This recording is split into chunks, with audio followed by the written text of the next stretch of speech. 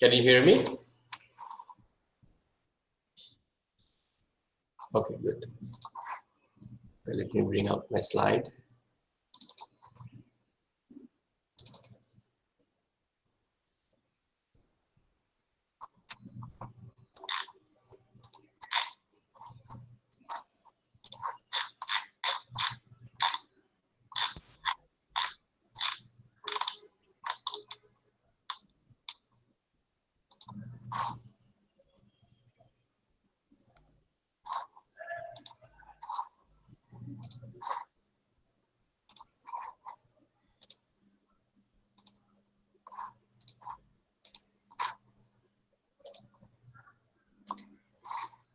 Can you see the screen?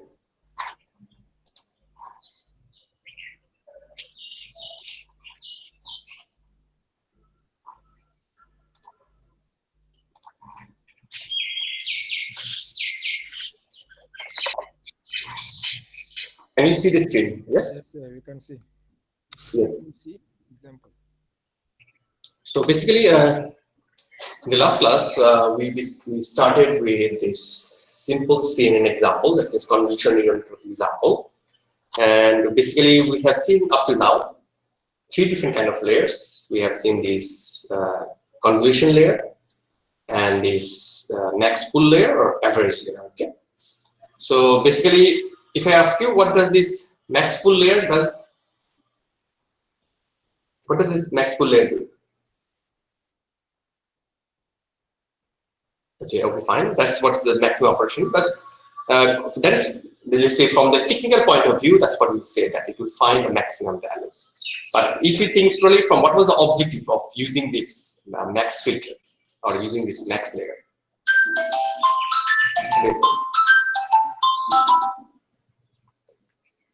So basically, we want to extract the discrete useful features, right, which is dominant in nature. Can we say like that? Yes, sir.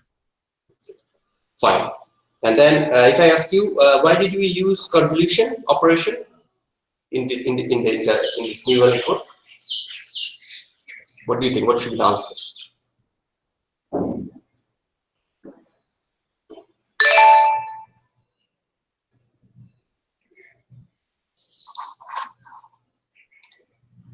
So we have seen that why we have used convolution. One is basically we have a small set of weights that we have to think about. Yes or no? Because you can see that the same set of weight is being used in different locations of your input matrix or data matrix, or let's say image, right?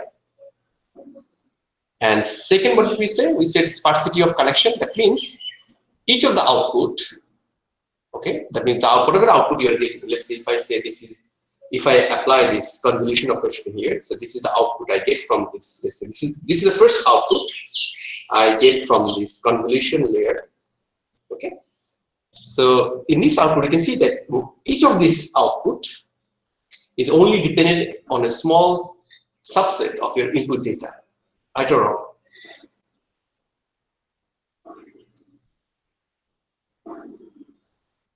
And then lastly, what we have seen, that if we were to use a fully connected network and find a output like this, whatever you see over here, you would have needed a lot of weights, where significantly you have reduced with the concept of convolution operation. But basically it's the same as whatever I mentioned at the very beginning, that you have to worry about a small set of weights instead of a lot of weights. Anyway, so let's have a simple CNN architecture. So basically in a CNN architecture, what we have this is the input that we have started with. So it's the input data matrix. So normally in terms of computer vision, we always start with images. Okay, it can be a static image, it can be a video sequence. Okay. Anyway, so for the point of single image, what we operate a set of filters. Okay, so if I ask you, in this first convolution, how many filters have we applied here?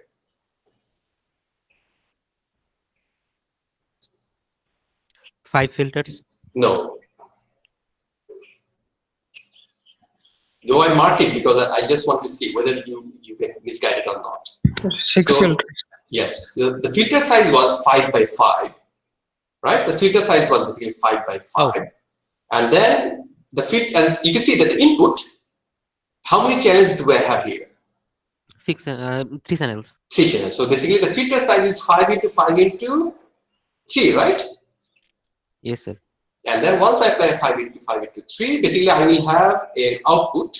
So in this case, since they have taken a stride of 1, so basically if they take a stride of 1, so basically we'll reduce, I think something is wrong here. No, it's okay, because the filter size is 5 by 5. So they have taken a stride of 1. So output size is 28 by 28. Okay, this is what will happen if you apply a single filter of size 5 into 5 into 3. That means we have applied volume convolution here 5. But you can see that in this figure, the output size. So if I look at the first output of this convolution, that's one output.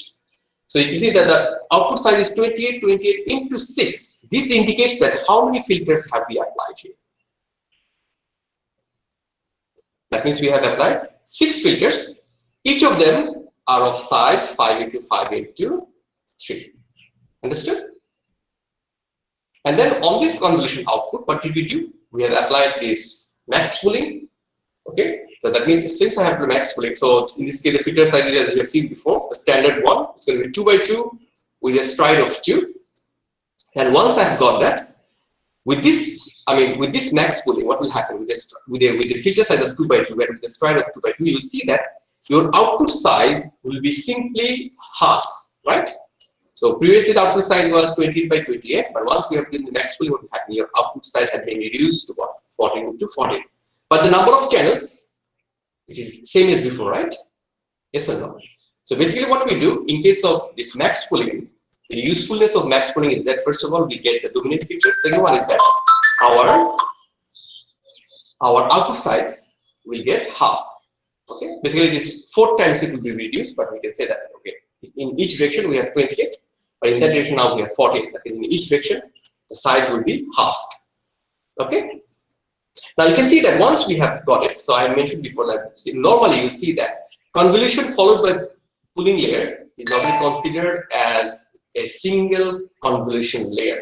This is what most commonly you'll find in the literature. Okay? But sometimes you'll even see that they might have used multiple convolutions. Okay? Okay, they might have used multiple convolutions. Okay? Can you just hold for a minute, please? Just a minute.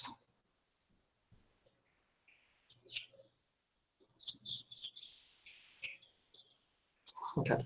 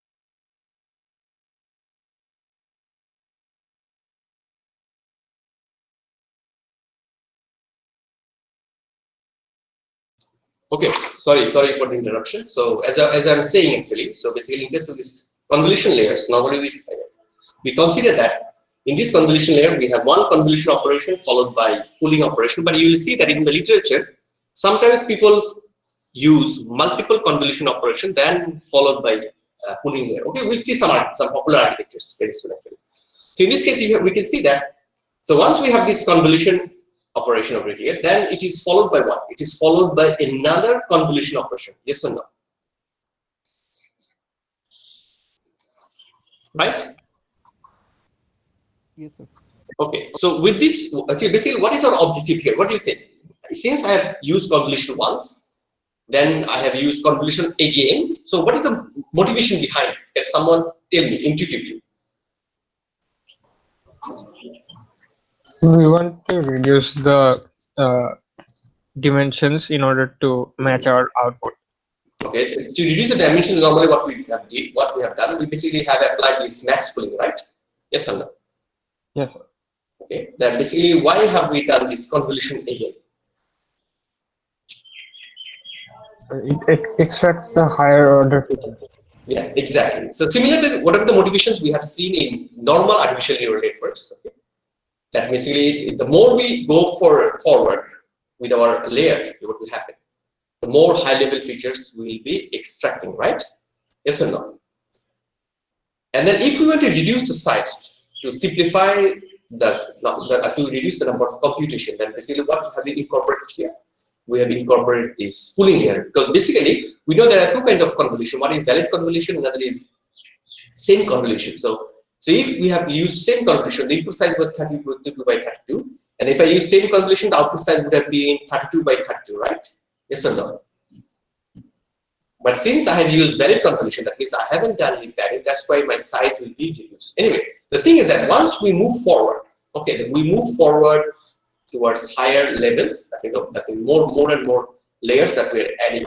Okay, the basic approach is that you'll see that at the first layer, the filter size was 5 by 5, and the number of filters was 6. Yes or no? And the second time, once we have done this convolution, the filter size was 5 by 5. Okay, and then you can see that you have in previous we have used 6 filters. In the second convolution layer, how many filters have we used? We have used 10 filters. Okay. Now we can see that as we move forward, as we propagate forward, the filter size gets bigger. Okay. Though in this case the filter size did not get big. It's 5 by 5. It's 5 by 5. But normally you see that it might. I mean the filter number. Okay. Normally it should. I have mentioned here the filter number. Okay. So I have to do this correction over here. Okay. The filter number gets bigger. So now like you see over here, like we have used 6 filters in the first layer, we have used 10 filters in the second layer. And due to this, valid convolution and pooling, you'll see your output size will get smaller. Do you agree with me?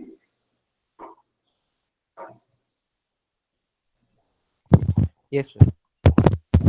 Okay. So that means if I look from the front point of view, so if your input size was like this big, once I move forward, the input size will get reduced.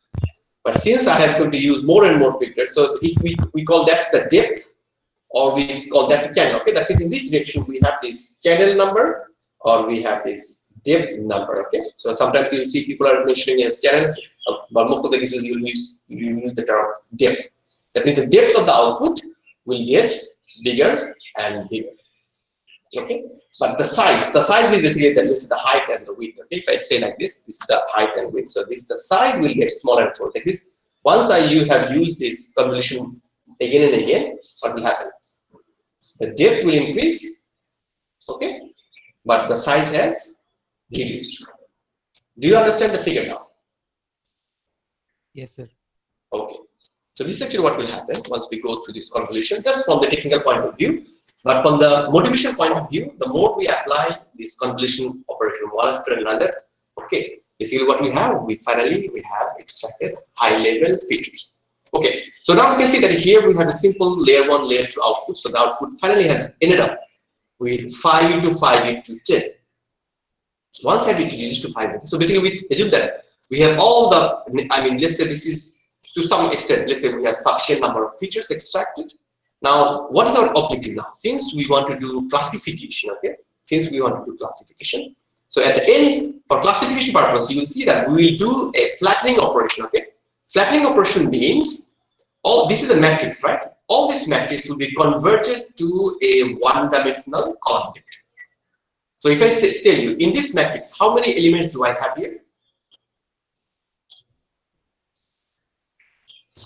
250. Sorry? How many elements do we have? Okay, 250. Okay, so basically it shouldn't be 400. Basically, it should be 250 actually. Okay, it should be 250. Okay, so once I have done this flattening operation, okay, so all these elements will be converted to a 1D column vector. Okay, and then you will see that okay, this is considered as the first layer. If I consider it as like this, so we have got a layer of 1D vector, and then what we'll have, I will basically have similar layers that we have defined in our previous artificial neural network, and all these layers will be fully connected. Okay, these are basically called, now what we have here, we have fully connected layers, or sometimes you'll see that it is also known as the dense layers. Is this clear or not? Yes or no? That means let's say this node of this layer will be connected to all the nodes in the next layer. Okay. Similarly, if I consider another one over here, that means this node will be connected to all the nodes in the, that's a fully connected network, right? Yes or no? It's a fully connected network. Okay, so basically you can see that the fully connected layers will involve the weights. That means we have this weights like we have seen before, that will be capital W, that it is basically represent the set of weights connecting between this layer and that layer. It will also have biases, and of course, if we have to have these connections, we have to have these layers. Okay, so that means we have a fully connected layers over here, fully connected network over here. That is normally what we call the dense network. Okay, the fully connected layers we have there, and finally, at the end, what we have to have this output y hat, right? So how do we get the final output y hat? So normally what we do, we apply a regression operation, logistic regression operation, or we apply the softmax operation. Okay? So anyone, do you know about softmax? How many of you are familiar with this softmax operation?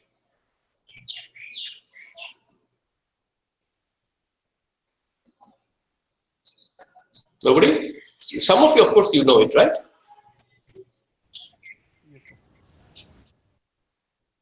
So basically what this softmax will do, so since you'll see that often you'll see that in these dense layers, okay, you'll see that they have used this activation function of ReLU, okay, they use this ReLU function over here.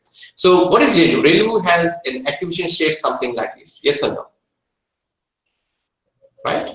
Yes, so basically it's a linear function, but it gives you an output of zeros for all negative values, right? For all negative values, yes or no? Yes, sir. Okay, so you can see that basically once we have this input multiplied with this, whatever the weights you have over there, if you multiply, normally the value of the output, okay, that means your total input can be the range of anything between, it's going to be let's say a real number, right? Yes or no? Okay, so it can be any number, it can be a fractional number, it can be a positive number, it can be a negative number, okay, it can be anything actually. Once it is like that, what do you have to do? You have to apply a activation function. Let's say if we apply this activation function, let's say g of z. Okay. So what will happen? The output, in case of if the values of z is positive, the output will be as it is. But you know that in case of, let's say if you do binary classification, this y output, y hat, you want it to be within this, you want it to be either 0 or 1, right? Yes or no? You want it to be either 0 or 1, right? That means you have to convert the range of value z within this range of what? Within this range of 0 to 1. Yes or no? This is what we want. We want the expected value to be either 0 or 1, but since we have used this activation function, so what will happen? We'll see that we want it to be within this range of 0 to 1. Okay. So basically, how do we convert it to a probabilistic value? So if it is a binary classification problem. That is, if we have two class problem, then what can we do? We can simply use this logistic regression function. Yes or no? Yes, Yes. sir. That means we simply say the logistic function. Okay? We simply apply this logistic function. Okay. So we know the logistic function. How will it look like? We will have a shape something like this, right? So whatever the value of z we have, anything will be mapped in the range of 0 to 1. That's what we know, right? Now let's say if let's move on to the softmax classification. What is the softmax classification? So the softmax classification also there is a soft argument max or normalized exponential function. Okay? So basically what it does, it tries to generalize the logistic function. Okay, it tries to generalize. This is very important because the logistic function we have used for two class problems. The softmax normally you see that we employ it whenever we have multi-class classification problems. So multi-class classification, let's say in case of y hat. Okay, so if we want it to be something like, let's say 1, 0, 0. So that means how many class are you trying to predict? 3. So that we know, say if this is 1, that means this is class 1. If this is 1, that means this is class 2. Or if this is 1, this was 1, that this belongs to class 3. Okay. Now as I've said, your total input, let's say total input, what we have used here. Okay, let's move this one. Okay, z. Okay, like we can see over here, the value of z. We have given the example over here. The value of z is something like this, and luckily you don't even have some negative value over there. Okay, so if you have this value of z, so do you think these are you can treat them as probability values? Yes or no? No, sir. One of them is greater than 1. Yeah, one of them greater than 1. So normally what we do, if the values are like this, what we'll do, we'll use this normalized exponential function.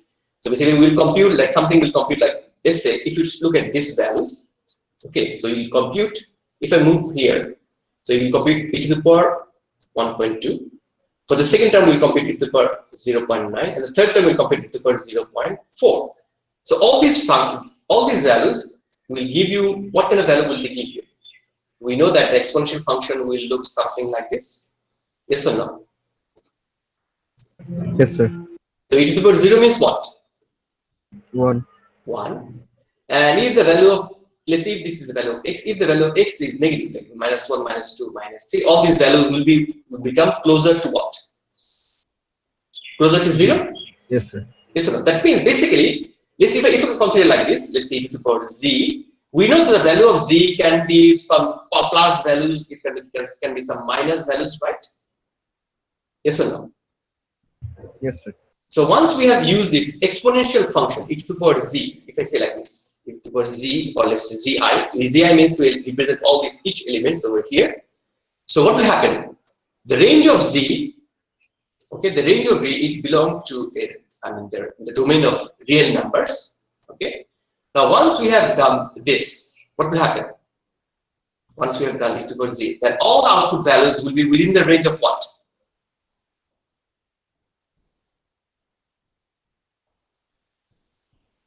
What if I do this operation, exponential function? What will the value, all the values, how will they look like?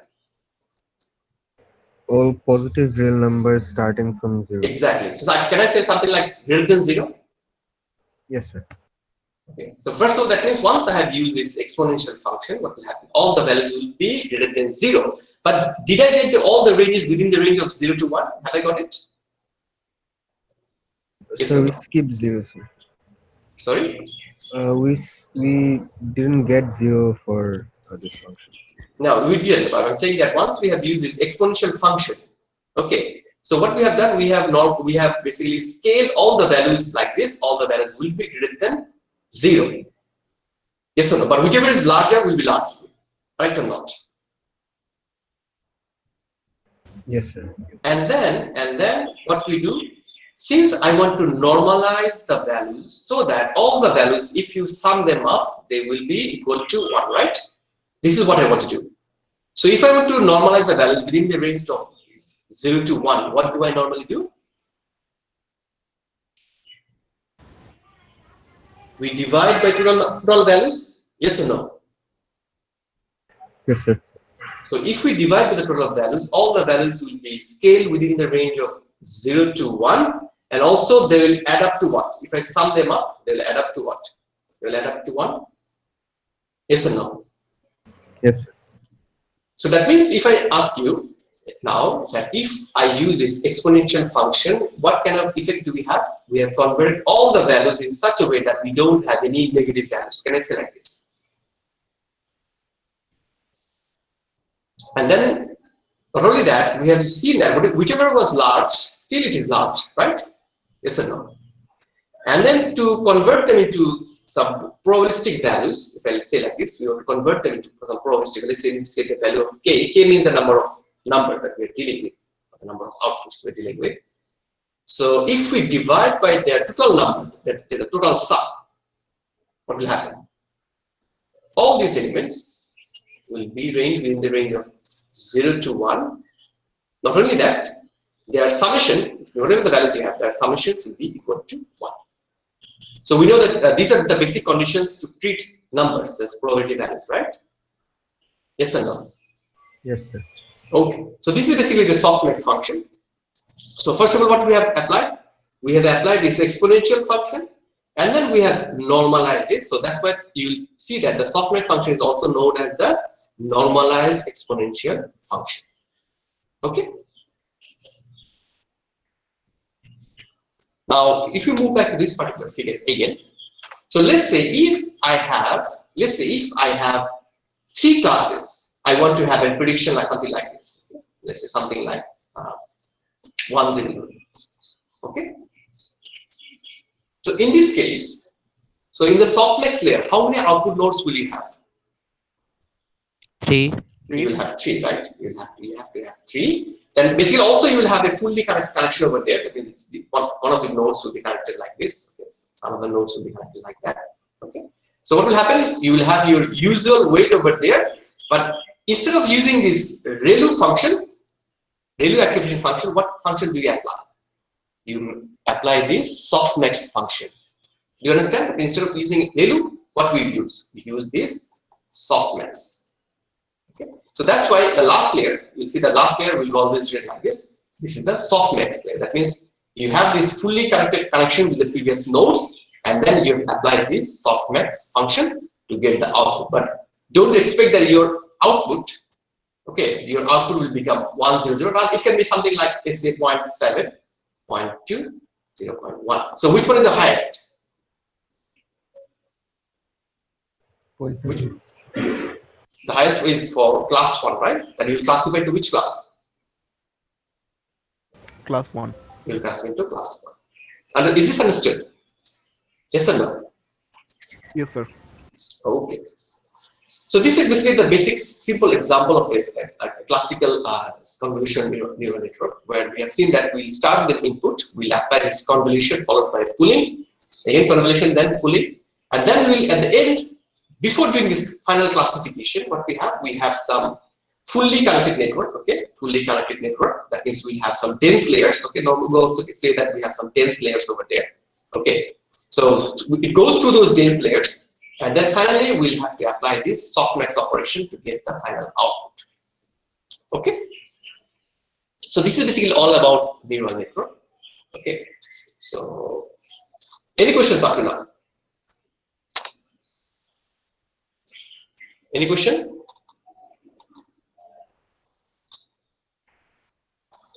Sir, is there any rules or regulation to set the number of filters? No.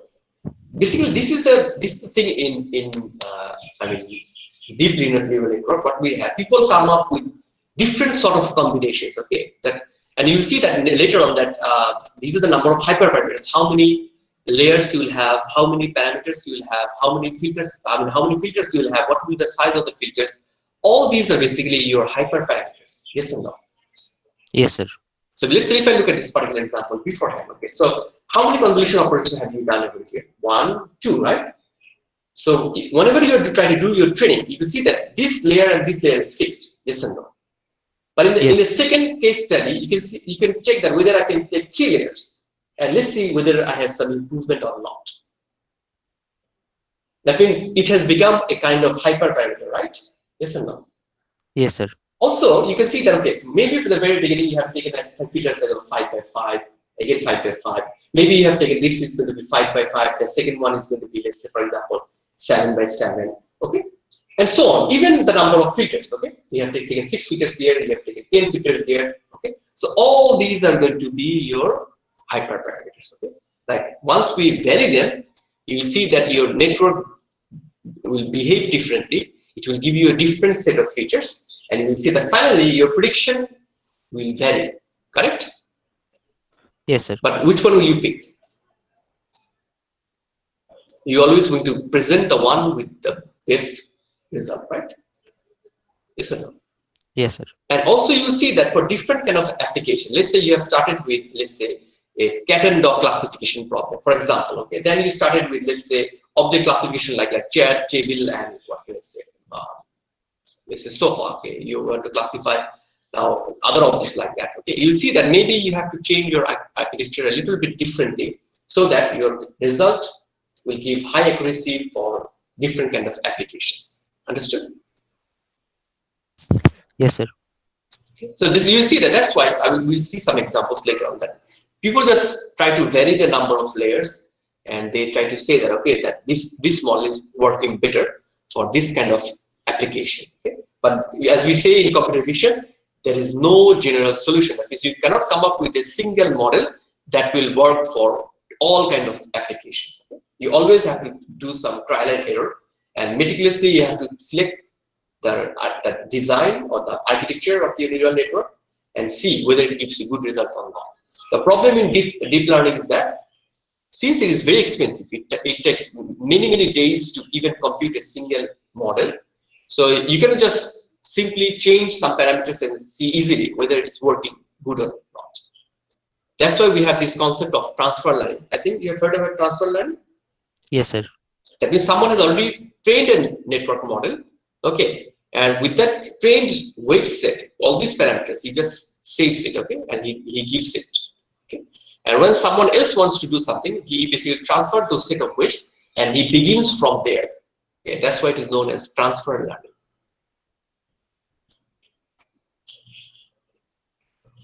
So anyway, so you'll learn more about these things in your next course in pattern classification, where we're totally focusing on pattern classification. Basically, we have spent a lot of time with only neural network because it only focuses on classification and prediction too.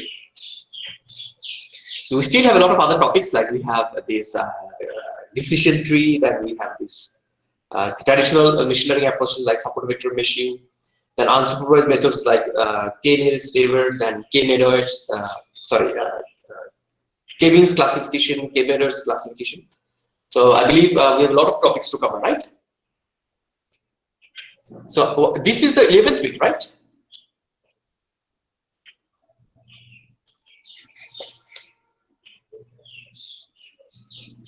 After the meet, this is the 3rd week, yes or no?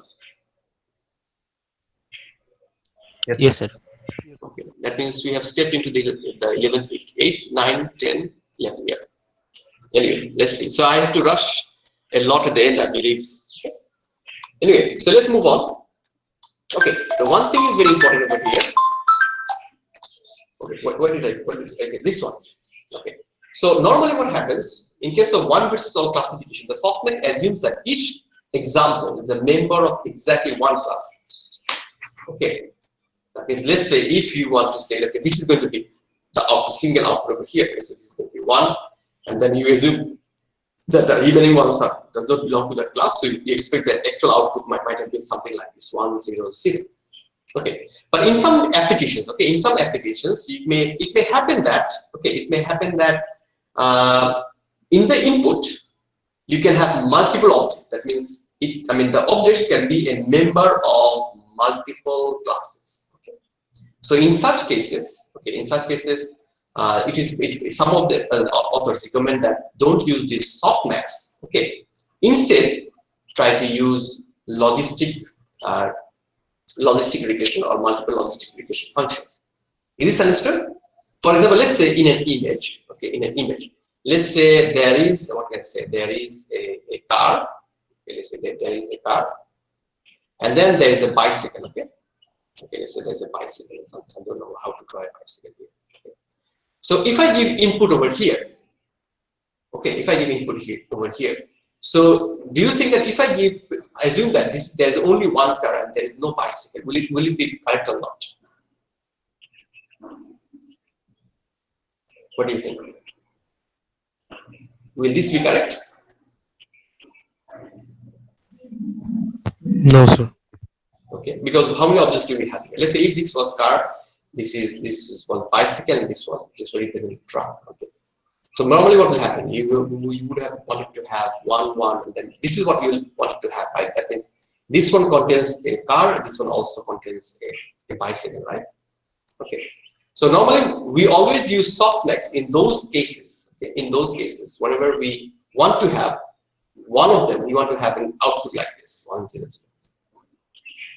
Otherwise, you have to use this logistic regression function. That means the logistic functions, okay, in the output. It is understood. This is a small note, but we will see that most of the cases, all of the people they use softmax at the end of it as a matter. But this is just a side note. I mean, in an input image, you have multiple objects over there. Okay? Maybe you don't want to use the softmax, other you want to use this logistic function. Anyway, so let's move on. So let's see some well-known architectures. So though these are old now, but since these are the very basic works in the literature, so that's why I'm just mentioning it. So, okay, so this is basically one of the popular architectures. Okay, mostly it has been used for digit recognition. So the paper reference is giving at the end. So it is proposed one of the popular guys in machine learning, Jan LeCun. I believe you have heard his name. Yes, yes or no? So what they have done, as you can see, that how many layers do we have here? Can someone tell me how many layers do we have here? You see that we have 5 layers. So we have one convolution layer here. Convolution followed by, I mean, they have used average pooling. That means you have this pooling layer. Convolution followed by pooling layer. Then in the dense network we have fully connected layer 1 and 2, and finally the output. I think they have to use the softmax layer over there. So in total we have 1, 2, 3, 4, 5. That means we have 5 different layers. And since it's a network proposed by Jan LeCun, so his name, last name, it is incorporated and popularly is known as Lec26 architecture. And in this architecture, what they have done, they have used, as you can see from this figure, it's very simple. They have used a 5x5 filter, okay, with a stride of 1. So how many channels do we have in input image? How many channels do we have? 1. Only 1. Okay, so only 1. So that's why it's only 5 into 5 into, you can say like this, 5 into 5 into 1. And then the output, you can see that the input size and the output size is a little bit different. Yes or no? That means what they have done valid convolution here, right? They didn't use same convolution. It was followed by average pooling. Okay, it was followed by average pooling then. And once we have done average pooling, the size can be halved. So it's going to be 14 to 14. Okay. And then you can see over here, after doing this convolution, here we can see that the depth size is 6. That means how many filters have we used over here? 5 into 5 into 1. How many filters we have used? We have used 6 filters, right? 6 different filters. Yes or no? And then on this output, on this output of this pooling layer, okay, again they have used a filter of 5 into 5. Okay, they have used a filter of 5, but you can see from here, the depth size is what? What's the depth size? 6. 6. So basically the filter size would have been 5 into 5 into what? 6. Yes or no? Yes. Okay. And then this kind of filter, how many filters have they used? 16. They have used 16 of them, right? So that's why you can see that as you move forward, what will happen? The size of the output reduces, right? It was 28 by 28. You max pooling, you have done it 14 by 14. Again, using this convolution operator, it has reduced to 10 into 10, and then we max pooling it in half, so it's 5 into 5. That means the size is like this, that it was reduced to smaller size. But from the point of depth, lastly, you can see the depth. So what's the depth size? The depth size is 16 into 16, right?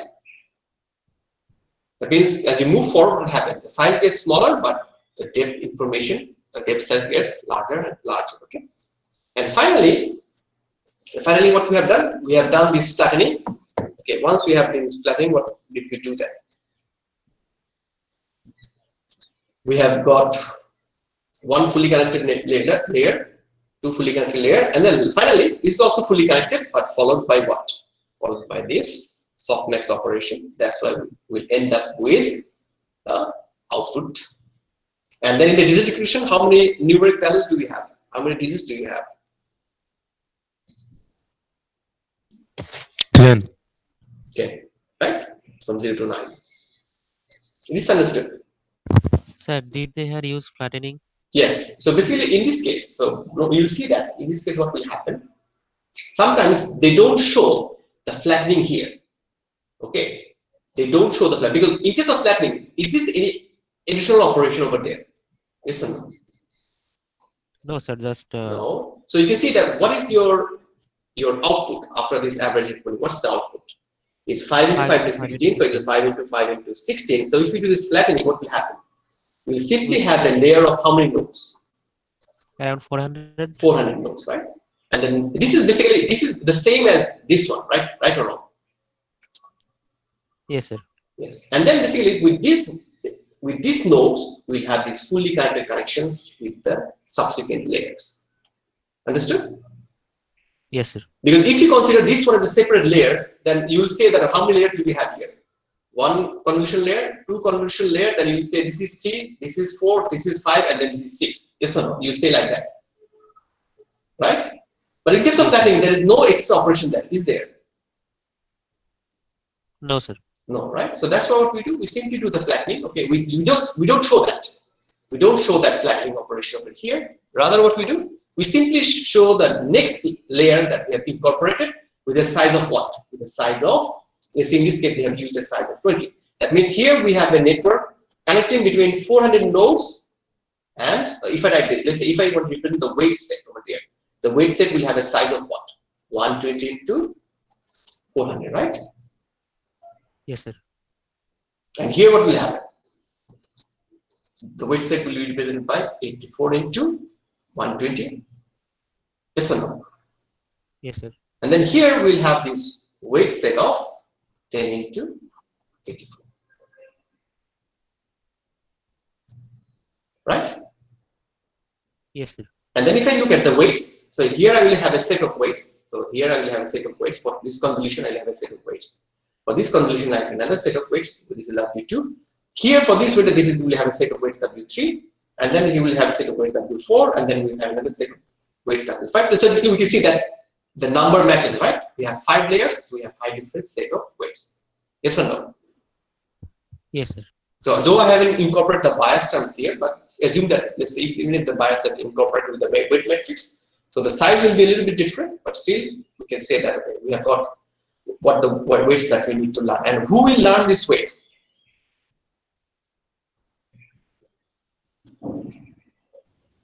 Gradient descent algorithm. Yes, we just simply have to use optimization algorithm like gradient descent, maybe. Okay, some other add-on optimizers and some other advanced level optimization algorithms can find those weights. Okay.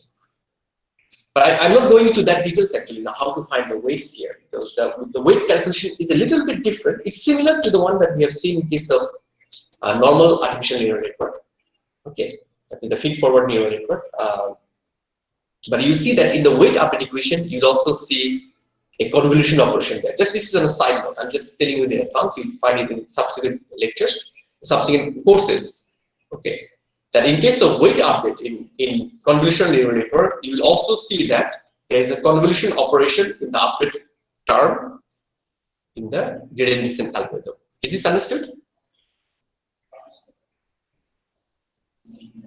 Okay, so this is the architecture that we have seen over here for this particular case. Let's have another popular network that is known as LX26. Okay, in case of LX26, if we look at this one, okay, the previous one they have mentioned over here. Here for this simple network, we have around 60,000 parameters that you need to learn, right? So it's a huge number though. Anyway, but nowadays 60,000 is not a big deal. Okay. In case of LX26, what they have done, you can see over here, So they started with convolution followed by max pooling, and then they did have the convolution followed by max pooling. That means after this layer 1 and layer 2, then you can see that in layer 3, what did they do? What did they do? Three convolution layer with a max pooling. Yeah, they have used convolution followed by convolution followed by convolution, then followed by what? Max pooling. Do you see that over there? Yes or no? Yes, sir. So this is actually what happened over here. And now over here, though I mean different person represent the figure different, and I can see that after doing this let's say this is the last layer of the convolution. This is convolution layer 1, convolution layer 2, and convolution layer 3. And then what they have done, since they wanted to take the decision now, so they have moved forward with this dense network. That means it's fully connected network. And then you can see here they have done this flattening. Can you see the flattening over here? Yes, sir. This is what 6 into 6 into 256. You will see that it is 9,216. They have another layer over there. They have another layer over there. Anyways, it doesn't matter. Okay. So basically, what we have a fully connected network over there. Okay, and then finally we have this softmax layer over there. So in the softmax layer, how many output nodes do we have?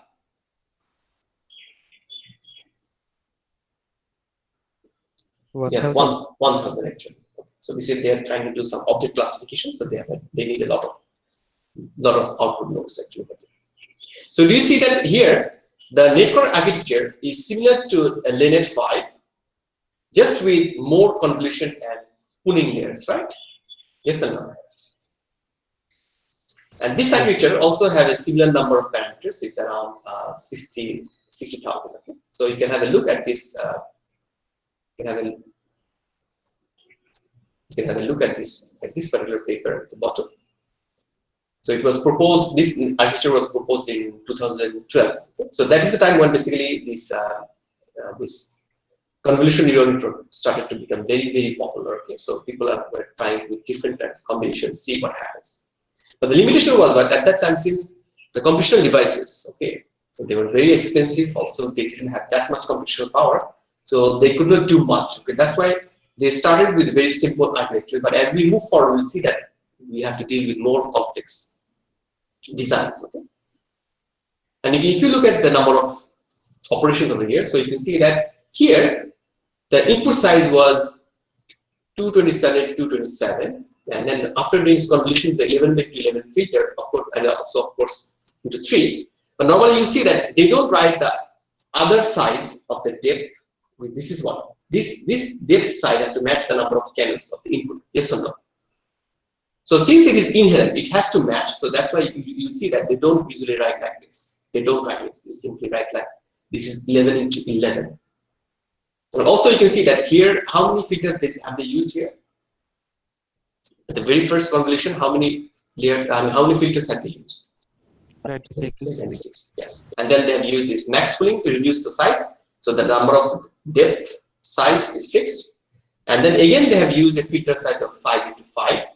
Okay. And the size. And then what they have done here, they have used same convolution. Same convolution is what? What will happen? It has padding. Yes, it has padding. That's why you see that the height and width, it didn't reduce, right? It is 27 into 27, right? Yes. It still is 27 into 27. Then they have used this max pooling, but they have used the max pooling of 3 into 3, okay, with a stride of 2. And then the size has reduced accordingly. And then in the third convolution layer, if you consider the whole thing as layer, okay. So you can see that then which is followed by one convolution operation.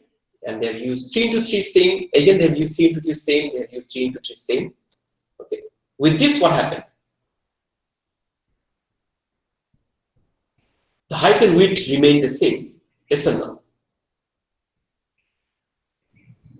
Right? Yes, sir. And also, you can see that the number of filters, the first two are same. The last one, the number of filters has been changed to what? 256. They have used less number of filters. So you can see that they try to do a lot of different things in their own way, right? Yes, sir.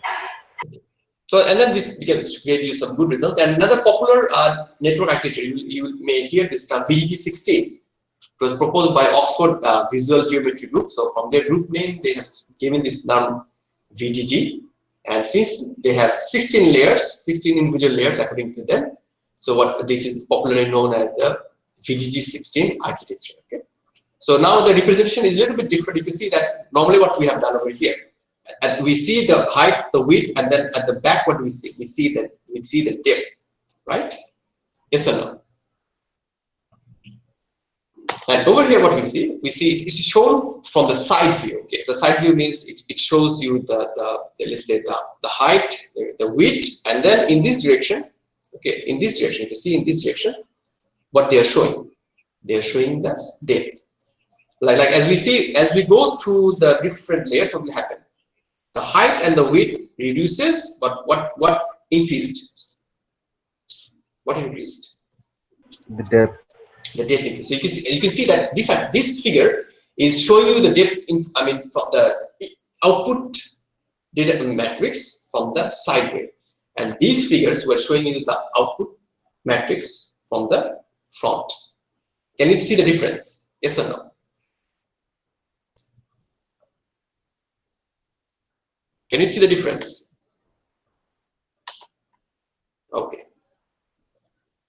So in different paper, they show different representation from different side views or front views. Okay. So don't get confused.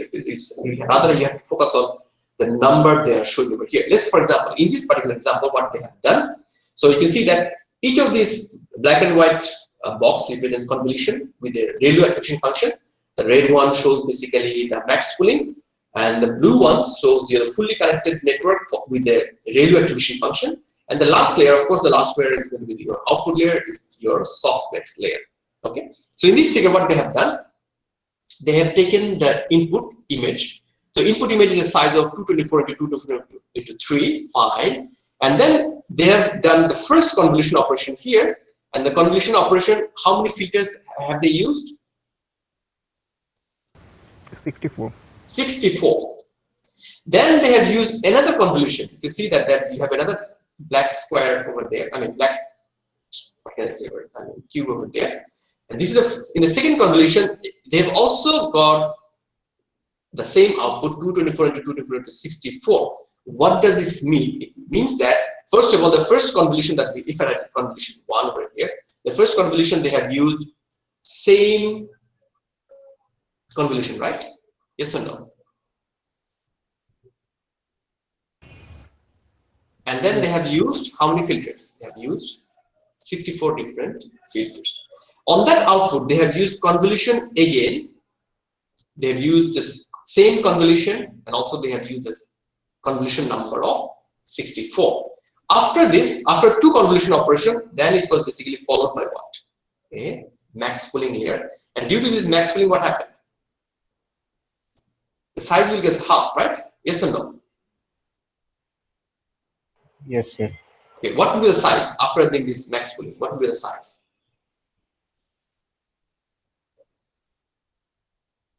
112, 112, and what would have been the timing at the depth? What will be the depth? Because we know that the max pooling does not change the depth, does it? No. No, Okay, sir. this will be what? 64, right? Yes or no? And then on that max pooling output, what we have done? Then we have done what? Another what? Convolution, right? Let's say this is convolution 3. This was convolution 2. Convolution 2. Once we have done convolution 2, convolution 3, they have done same convolution, but how many filters have they picked? 120. So in this way, basically, they have designed the network architecture. Now you can interpret what they have done one after another, right? Yes or no? You can interpret what they have done one after another, and then you can see that basically they have moved to the last layer where we have the softmax. Before softmax, they have some fully connected dense network. Is this understood? Yes or no? Yes, sir. And you can see that with this network, since they have more convolutions, more layers, so basically they ended up with dealing with around 138 million parameters. Okay, the strength of it is basically the simplicity, because the dimension is halved. Okay, in each, if you consider the stack of operations, you see that the dimension is 224, then you have 112, then it is reduced to 56, then 28, then 14. The dimension is halved in every block of operations, and the depth is also increased in each of the layers. Okay, let's say the depth was what, 64, then what, depth was 128, then 256, then 512. Okay, so every time what happened, the depth information got doubled, but the size information, the height and width, got halved, as we have seen before. That this is the basic practice that you will see in the literature. Clear? Yes, sir. Okay. Any questions up to now?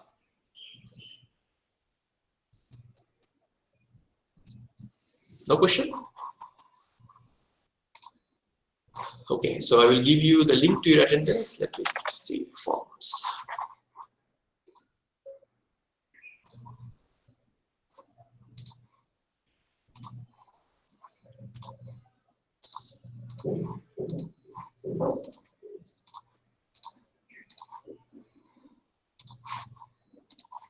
So I have given the link to your attendance. Have you got it?